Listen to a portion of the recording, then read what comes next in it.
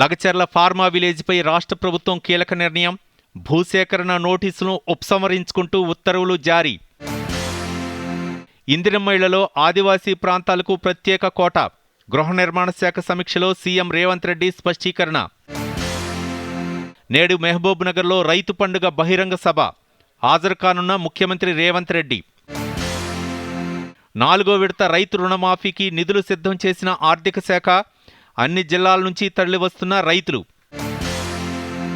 ప్రభుత్వ రంగ ఉద్యోగులకు 5% ఐఆర్ ఉత్తర్వులు జారీ చేసిన ఆర్థిక శాఖ. పాత విధానంలోనే 10వ తరగతి పరీక్షలు.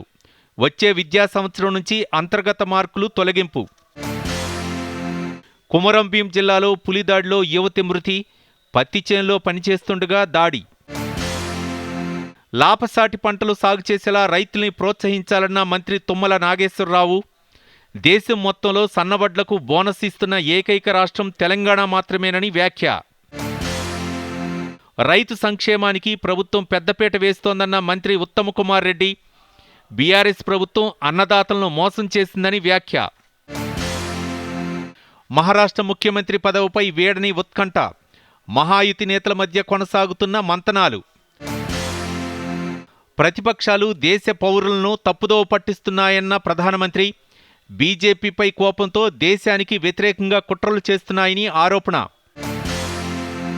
అదానీపై ఆరోపణలు ప్రైవేటు వ్యక్తులు, సంస్థలకు సంబంధించినవన్న విదేశాంగ శాఖ. భారత ప్రభుత్వానికి అమెరికా నుంచి ఎటువంటి సమాచారం అందలేదన్న రణధీర్ జైస్వాల్. రాష్ట్రంలో ఇక రైతుల వద్దకే నేరుగా విత్తనాలు. 2 టన్నుల ఆర్డర్ ఇస్తే సరఫరా చేయనున్న తెలంగాణ విత్తనాభివృద్ధి సంస్థ. సీజనల్ వ్యాధులతో జాగ్రత్తగా ఉండాలన్న మంత్రి దామోదర రాజనరసింహ. వైద్యారోగ్య శాఖ ఉన్నతాధికారులతో సచివాలయంలో సమీక్ష. బీఆర్ఎస్ ఆధ్వర్యంలో రాష్ట్ర వ్యాప్తంగా దీక్షా దివస్ వేడుకలు. అధికారం కాంగ్రెస్ చేతుల్లో ఉన్న ప్రజాభిమానం కేసీఆర్ వైపే ఉందన్న కేటీఆర్. పార్టీ బలోపేతం కోసం కఠిన నిర్ణయాలు తీసుకోవాలన్న మల్లికార్జున ఖర్గే. మహారాష్ట్ర అసెంబ్లీ ఫలితాలపై సిడబ్ల్యూసీ కీలక భేటీ.